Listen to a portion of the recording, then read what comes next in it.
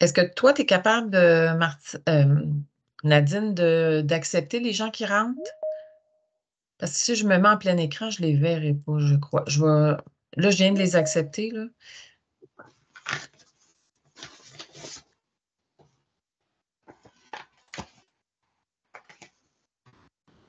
Alors, bonsoir tout le monde. Bienvenue à cette séance d'information pour l'AEC en technique éducation à l'enfance, la modalité en enseignement individualisé. On est très, très content d'être là ce soir parce que c'est une première. Donc, en enseignement individualisé, on est bien, bien content d'être là et que vous soyez là en grand nombre. La rencontre est enregistrée. Je viens de partir de l'enregistrement. Donc, ce soir, qu'est-ce qu'on va voir? On va voir les conditions d'admission, les coûts de la formation. On va voir à quoi peut ressembler l'horaire des cours. On va aussi regarder en quoi ça consiste l'enseignement individualisé. On va parler de la profession, bien sûr. On va parler des contenus de cours, du stage, de votre implication en tant qu'étudiant. On va parler de l'absence d'empêchement et du dépôt des demandes d'admission. Alors, voilà, c'est parti. Les conditions d'admission pour être admissible au programme. Donc, vous devez avoir soit un diplôme d'études secondaires, soit un AENS, donc c'est un test que vous pensez qui est une équivalence du diplôme d'études secondaires, ou un DEP avec des unités de 5e secondaire en français. Si vous avez un DEP, mais vous n'avez pas les unités de 5e secondaire, ce que vous pouvez faire, c'est de passer un test Bright, un test de français, ça s'appelle un test Bright. Là, je vous expliquerai si jamais on me pose la question, mais vous n'êtes pas obligé d'aller vous chercher les unités de 5e secondaire. Vous pouvez aller passer un test qui est l'équivalent. Donc, si vous avez fait aussi vos études à l'extérieur du pays, vous devez avoir une équivalence de scolarité du Midi. Le SRAM fait l'équivalence. Ça coûte, je pense, 50 pour faire votre équivalence, mais ça va nous dire si vous avez votre équivalence de diplôme d'études secondaires. Vous devez aussi avoir interrompu vos études depuis au moins 1 an. Donc, si vous avez terminé votre diplôme d'études secondaires en 2023, juin 2023, malheureusement, vous ne pouvez pas commencer la formation en novembre. Donc, il va falloir attendre 1 année complète. Si vous avez terminé votre diplôme d'études secondaires en 2022, là, vous pouvez suivre la formation. Donc, grosso modo, les conditions d'admission, c'est cela. Je poursuis. Pour faire un dépôt de demande d'admission, donc tous les candidats doivent faire la demande via le site du SRAM. Donc, ça a déjà commencé beaucoup à rentrer. On est très contents. Donc, vous allez sur le SRAM, vous allez vous créer un compte. C'est tout simple, vous allez voir. Et vous choisissez Cégep de Saint-Jérôme. Et là, vous choisissez TE, mode individualisé. Et vous avez jusqu'au 8 novembre pour faire votre inscription. C'est certain que je vous invite, étant donné que la formation commence le 13 novembre, je vous invite à aller vous inscrire avant le 8 novembre. Mais on accepte les retardataires. Le coût de la formation, il faut prévoir environ 188,75 par session. Il y a 5 sessions. On va vous les montrer tout à l'heure. On appelle ça des modules. Les frais de volume, c'est environ en totalité pour la formation, là, pour les 5 sessions, 800 $. Maintenant, comment ça fonctionne, ça, l'enseignement individualisé? Donc, tout au long du parcours, dans le fond, vous allez vous engager à faire environ, ça, c'est une moyenne de 18 heures de cours de formation en ligne par semaine. Donc, on va travailler avec des plateformes où on va déposer des documents, où on va déposer des exercices, où on va déposer des capsules vidéo. Tout ça va vous être accessible. Et là, vous allez avoir un plan de travail qui va vous guider pas par pas à savoir qu'est-ce que vous devez faire jour par jour, heure par heure pour arriver dans le temps. Donc, par contre, il n'y a pas d'horaire fixe. Donc, vous pouvez décider, moi, mes 18 heures, je travaille la fin de semaine, je vais faire ça davantage en début de semaine ou le contraire. vous travaillez la semaine. Moi, ça va être plus la fin de semaine que je vais faire ma formation. Donc, vous avez une flexibilité pour faire la formation parce qu'elle est accessible 24 heures sur 24 sur nos plateformes.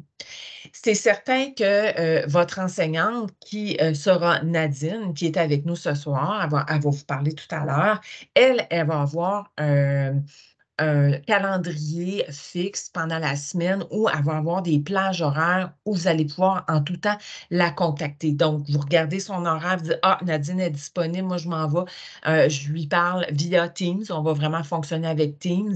Donc, vous allez voir, vous allez bien connaître votre professeur Nadine, là, elle va vous suivre là, de façon assidue. Quoi d'autre? Il va y avoir un contact régulier avec l'enseignant, je l'ai dit. C'est un travail, oui. Là, c'est certain que vous allez voir comment on a monté la formation. On vous invite à travailler à temps partiel en milieu de garde durant votre formation. Pourquoi? Parce que, on a monté la formation de sorte qu'à la fin, vous allez avoir 5 cours en reconnaissance d'acquis. Je vais en parler un petit peu plus tard. Donc, si vous n'allez pas travailler en milieu de garde, ce qui va arriver, c'est qu'à la fin de votre formation, il va vous manquer 5 cours. Tandis que si vous travaillez en milieu de garde, après 1 an et demi, vous allez avoir beaucoup d'expérience. On va pouvoir aller dans votre milieu, vous observer et vous reconnaître les cours. Bien sûr, pour faire la formation, étant donné qu'elle est à distance, vous avez besoin d'une connexion Internet haute vitesse, intermédiaire. Là, ça, c'est le minimum, là, c'est une haute vitesse intermédiaire de 5 mégabits par seconde ou plus rapide, bien sûr. Un ordinateur portable ou de bureau, pas de tablette, pas de cellulaire, parce que c'est vraiment pas convivial. Vous n'y arriverez pas, là, travailler, faire votre formation sur un cellulaire ou une tablette, là, ça va être trop difficile. Vous allez avoir beaucoup de travaux à faire. Donc, vous allez avoir besoin d'un clavier puis d'un ordinateur, un casque d'écoute, micro, caméra web, bien sûr, parce que vous allez avoir beaucoup d'échanges avec votre enseignante et aussi avec d'autres étudiants, parce qu'on va vous mettre en relation tout au long de la formation. Et un logiciel, l'Acrobat Reader, mais ça, c'est gratuit en ligne, donc ce n'est pas un problème.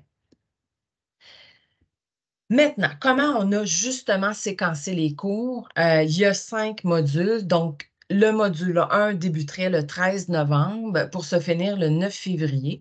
Vous allez avoir 4 cours en module 1. Vous allez commencer avec un cours de profession d'éducatrice. Tantôt, Nadine va vous parler, va vous résumer qu'est-ce que vous allez voir dans chacun de ces cours-là.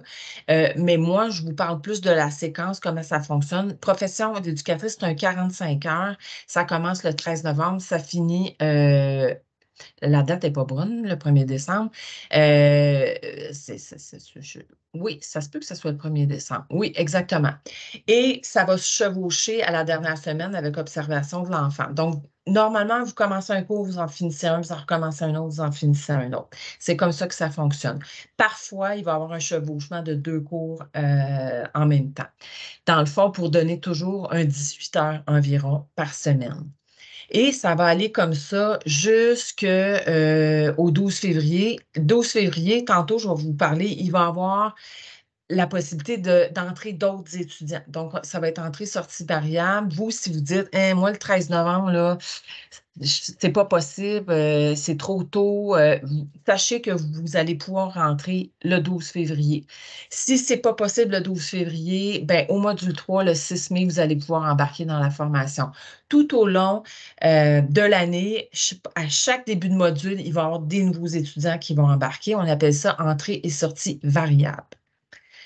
Donc, vous remarquez qu'au module 5, il y a un stage. Donc, c'est le stage 2, c'est à la fin. Pour ceux qui commencent le 13 novembre, vous allez avoir votre stage à la fin. Même ceux qui commencent, peu importe, c'est toujours à la fin que vous allez avoir votre stage. Et ça va être dans le milieu de travail où vous allez travailler. Donc, ça va être facile parce que vous êtes déjà employé là-bas, vous allez avoir probablement votre groupe. Donc, on va faire votre stage à même votre groupe. Donc, voilà. Et pour la séquence des reconnaissances d'acquis, il va y avoir 5 cours, comme je disais tout à l'heure, qui vont être faits en reconnaissance d'acquis, parce qu'on considère qu'après 1 an et quelques mois, le fait d'avoir travaillé tout ce temps-là en milieu de garde, au niveau de l'autonomie de l'enfant, de la communication professionnelle, vous allez rédiger aussi des textes dans les agendas, vous allez faire des communications avec les parents, avec la direction, tout ça. Vous allez vraiment pratiquer beaucoup les relations significatives avec les enfants et le stage 1, parce que normalement, dans le programme d'études, il y a 2 stages, mais le fait que vous travaillez en même temps, le stage 1 qui était à la base un stage d'observation, va vous être reconnu parce que ça va faire plus d'1 an que vous travaillez dans le milieu. Donc, je pense que vous allez avoir suffisamment observé. Alors, si je vous montre ça, c'est juste, ça, c'est la séquence des cours. En fait, pour comprendre, visualiser comment ça va fonctionner, le 13 novembre, vous allez avoir le cours profession d'éducatrice, un 18 heures par semaine. La semaine du 20 novembre, un autre 18 heures. Et dans la semaine du 27 novembre, vous allez avoir un 9 heures, vous allez terminer ce cours-là. Donc, votre évaluation finale va être dans la semaine du 27 novembre. En même temps, va commencer le cours observation de l'enfant cette semaine-là. Et etc.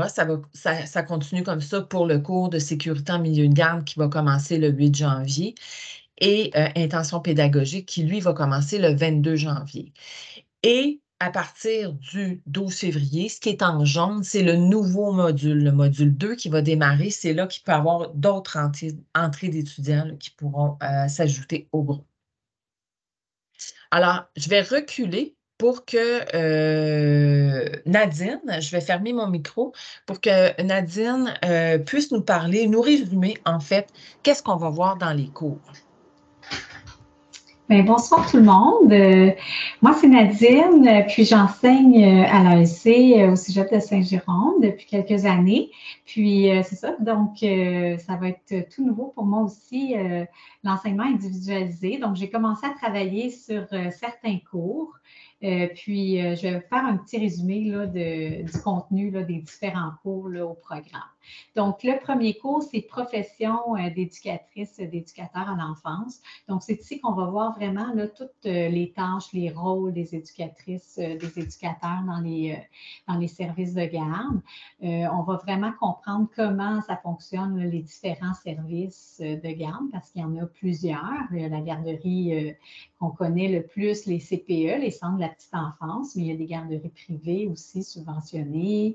Il y a des garderies en milieu scolaire, il y a des garderies en milieu familiaux. Donc, on va tout voir, tous les différents aspects de ces différents services de garde. Pour le cours d'observation, en fait, c'est mon petit bébé, le cours d'observation. C'est un cours que j'ai donné à plusieurs reprises. Puis là, on va vraiment voir comment bien faire nos observations auprès des enfants, connaître leurs besoins et tout. Il va y avoir beaucoup de vidéos où vous allez pouvoir voir des enfants en action, faire des observations. Puis le but de ce cours-là, c'est vraiment d'être capable de faire des belles observations puis de cibler les besoins chez les enfants.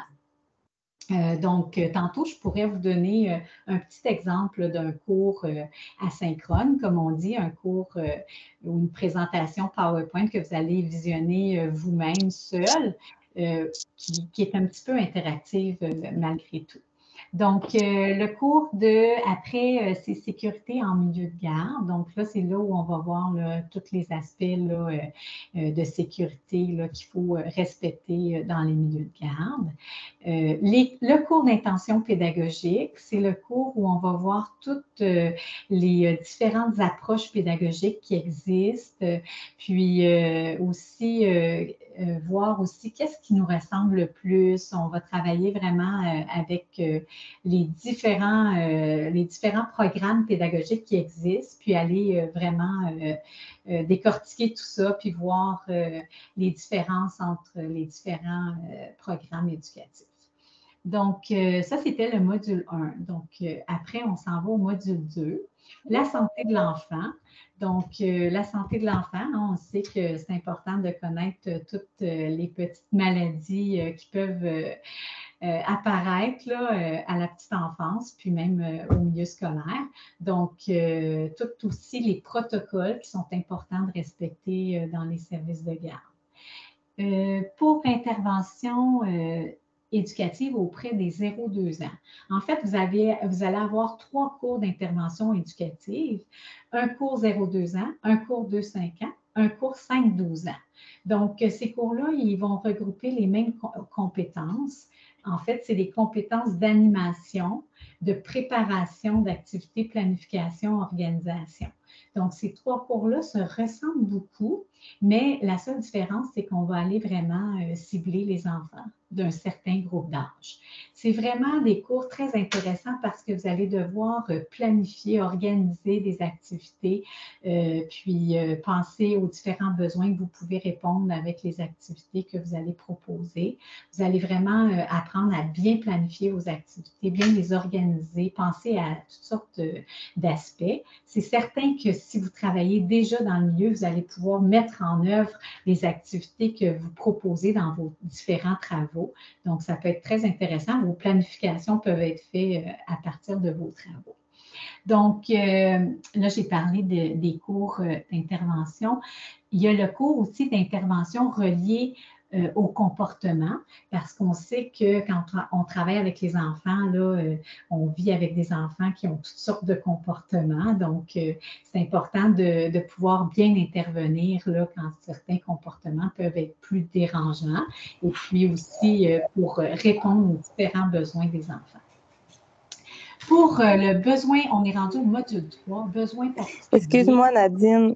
Oui. Excuse-moi, j'ai une mini question. J'essaie depuis tantôt d'aller dans les conversations. Je ne suis pas capable de rien écrire.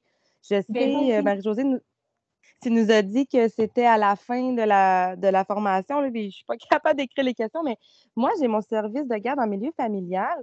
Puis je suis vraiment intéressée à suivre la formation, mais je voulais vérifier, est-ce que c'est pertinent pour moi parce que là, j'ai vu que le stage, c'était en milieu. Donc, moi, je n'ai pas de directrice là, en haut de moi. J'ai pas. Je veux savoir ce que ça s'adresse quand même à moi.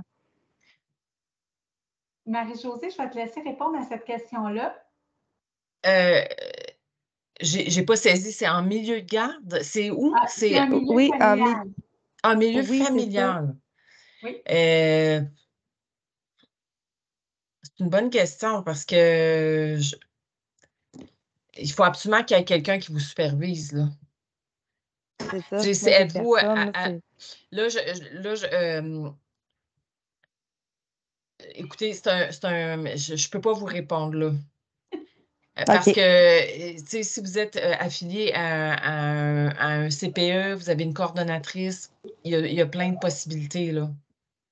OK, c'est ça. J'ai un bureau coordonnateur, là, mais quand je travaille, j'ai juste mon employé avec moi. Là, n'ai pas personne au-dessus de moi à tous les jours. Écoutez, je garde votre question, puis à la fin, si vous voulez, on restera ensemble. Oui. Parfait. Merci, c'est gentil. C'est une bonne idée. Est-ce que, oui, c'est ça. Donc, on va regarder la conversation. Là. Je ne sais pas s'il y en a qui ont de la difficulté là, à écrire leurs questions, mais sinon, gardez-les en tête, puis on va revenir à la fin pour toutes ces questions-là. Donc, je vais poursuivre. J'ai été rendue aux besoins particuliers. Donc, là, c'est ici qu'on va aller voir toutes les petits diagnostics qui peuvent être donnés chez les enfants. Exemple, un TSA, comment on va travailler avec un enfant qui a un trouble du spectre de l'autisme, en orthophonie, des enfants qui ont des besoins en orthophonie.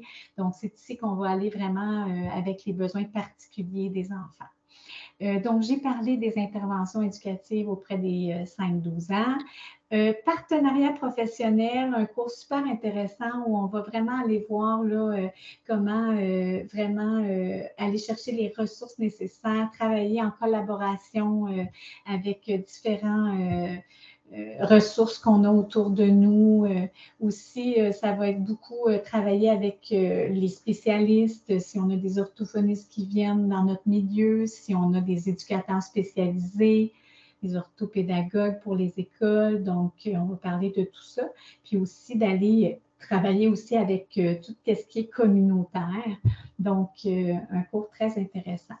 Saine alimentation, en fait, ça le dit bien. Là, on va parler comment donner des bonnes habitudes aux enfants, faire des activités d'alimentation, puis ça va avec les saines habitudes de vie. Puis, on est déjà rendu au module 4. Donc, au module 4, vous allez avoir le développement global 0-5 ans et le développement global 5-12 ans. Ce sont des cours qui sont spécialisés psychologie.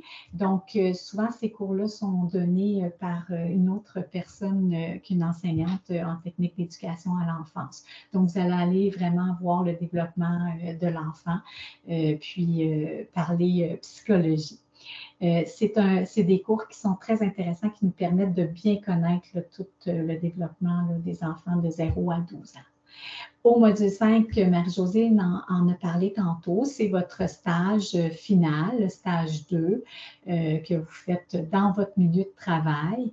Puis, c'est ça, habituellement, c'est dans les CPE garderies où il y a quelqu'un qui peut superviser, mais on va regarder tantôt pour les personnes en milieu familial parce qu'effectivement, il doit en avoir plusieurs qui ont déjà leur milieu familial puis qui aimeraient avoir leur formation. Donc, on va regarder pour cet aspect-là après.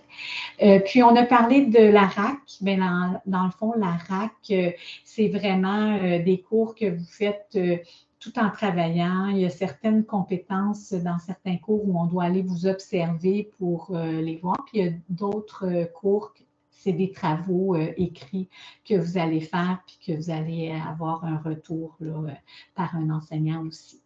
Donc, ça fait le tour de tous les cours. C'est sûr que ça fait beaucoup d'informations, là, mais c'est un cours à la fois, comme le disait tantôt Marie-Josée, puis parfois, il y en a deux qui vont se chevaucher, là, mais pas 5-6 à la fois. Donc, vous allez avoir le temps de vous concentrer là, sur un cours à la fois ou presque.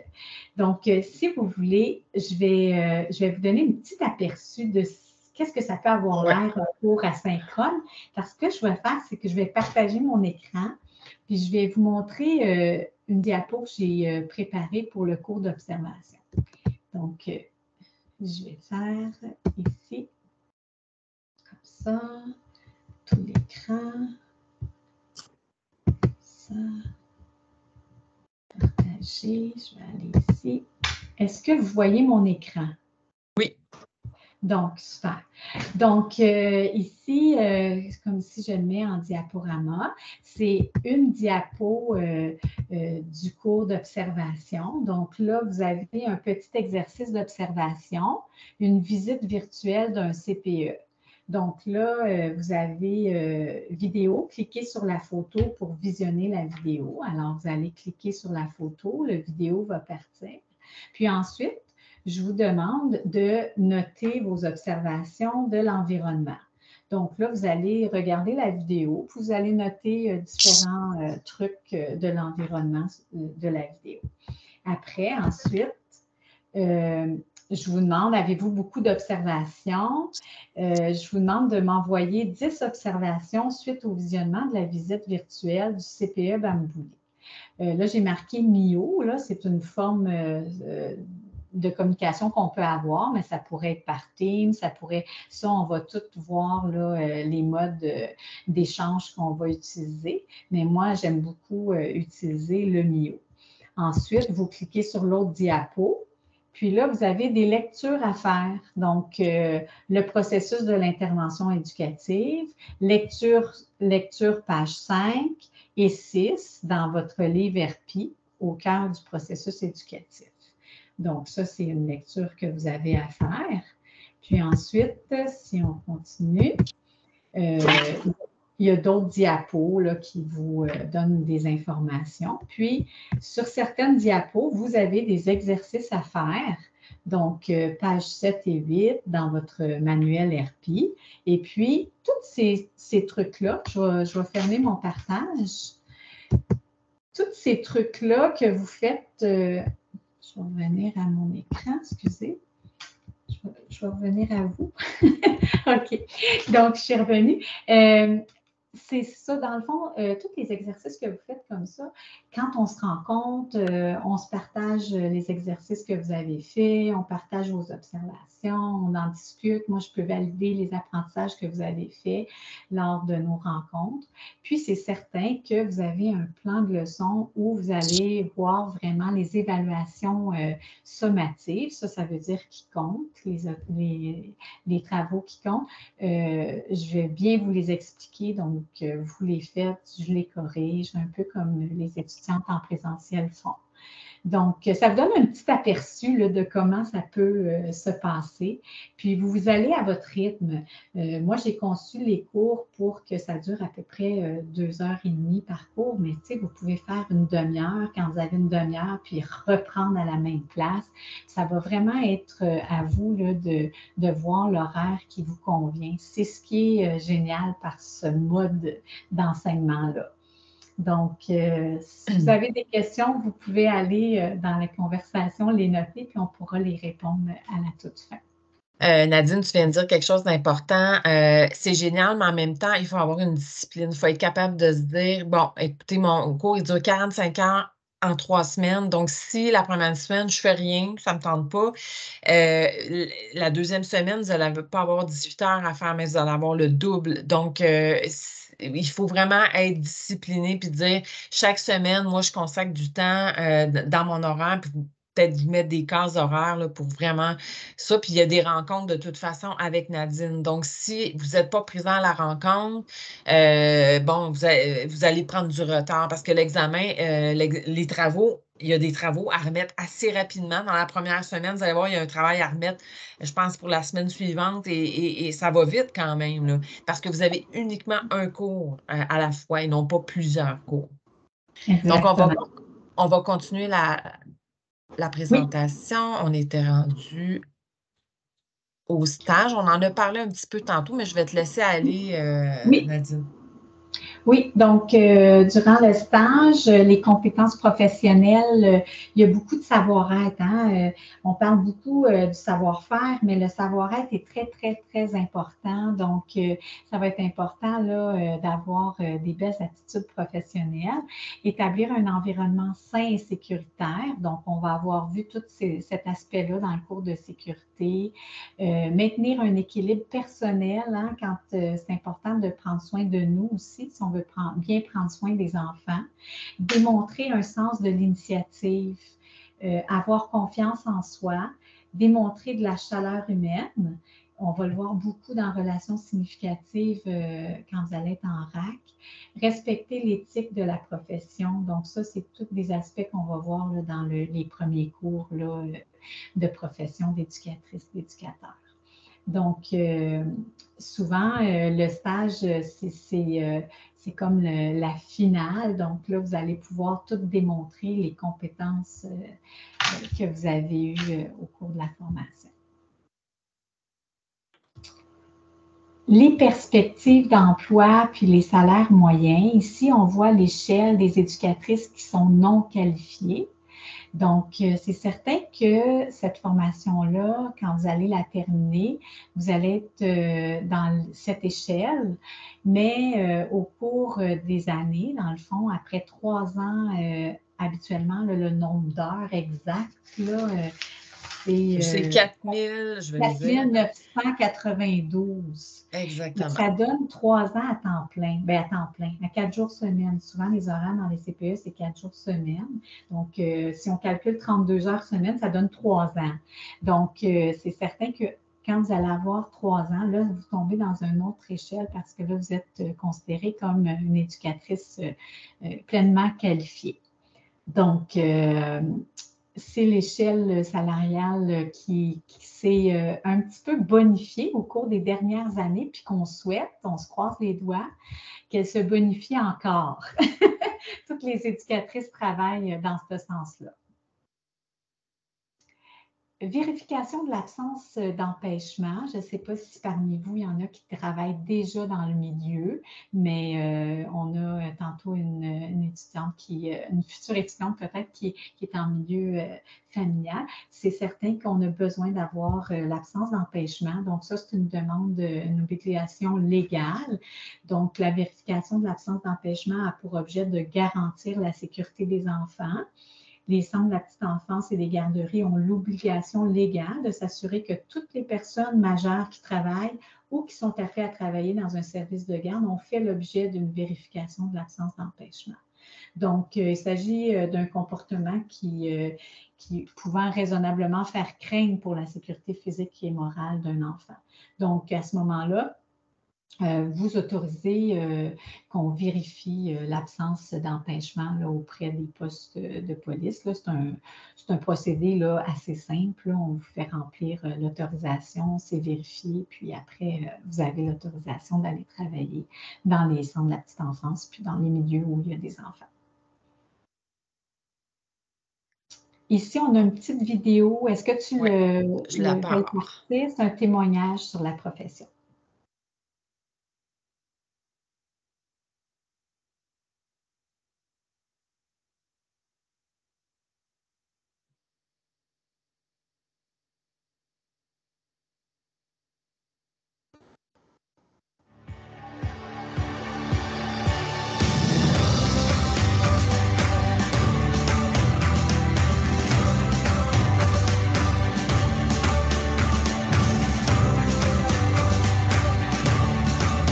Je m'appelle Perrine, Dominique, Marie-Ève, Loïc, Natacha et je suis éducateur. Éducatrice.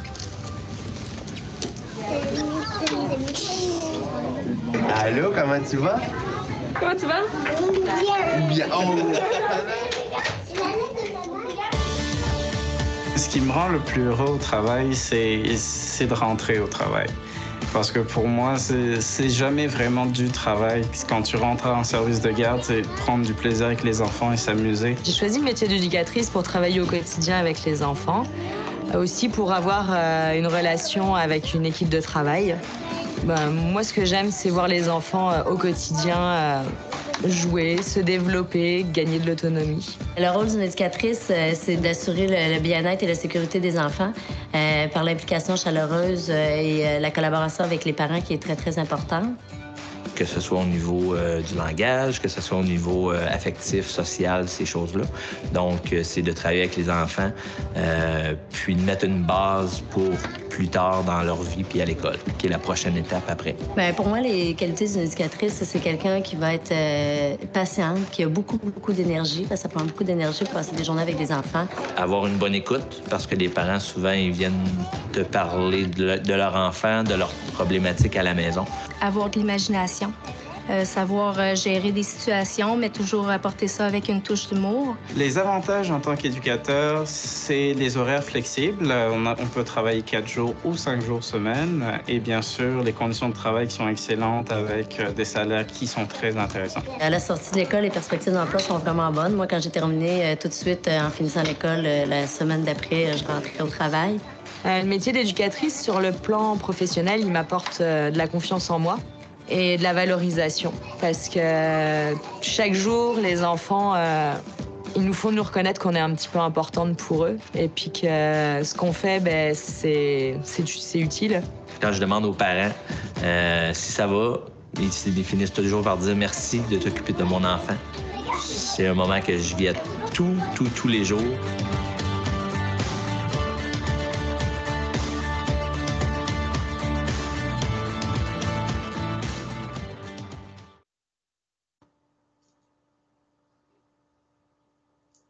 Bon. Information sur la profession. Donc, l'éducatrice ou l'éducateur à l'enfance n'est pas un animateur. Puis ça, c'est important. Moi, à chaque fois que j'entends animateur, là, les oreilles me font mal. On est plus qu'un animateur, on est vraiment un éducateur. Puis c'est pour ça, tous les cours là, pour connaître le développement de l'enfant, puis de répondre à leurs besoins.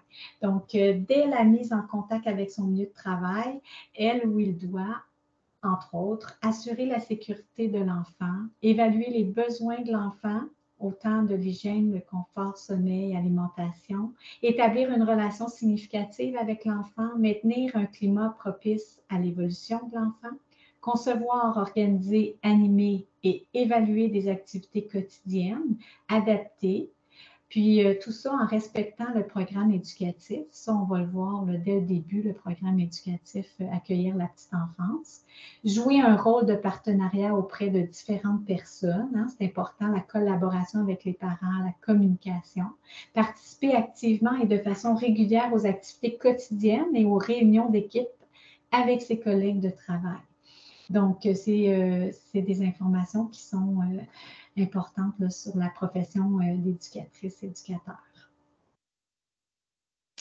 Alors, oui, je peux prendre. Ouais. Alors, les mesures d'âge. Bon, écoutez, c'est sûr qu'il y en a que ça fait longtemps qu'ils ne sont pas retournés sur les bancs d'école. Il peut y avoir des difficultés d'apprentissage. Sachez qu'au Cégep, on a des mesures d'aide qui sont réservées aux étudiants, bien sûr, qui s'impliquent dans leur projet d'études. Si vous n'êtes jamais présent aux rencontres avec Nadine, si vous ne faites pas vos travaux, si vous ne démontrez pas de la motivation, bien, on ne mettra pas en place des mesures pour vous aider.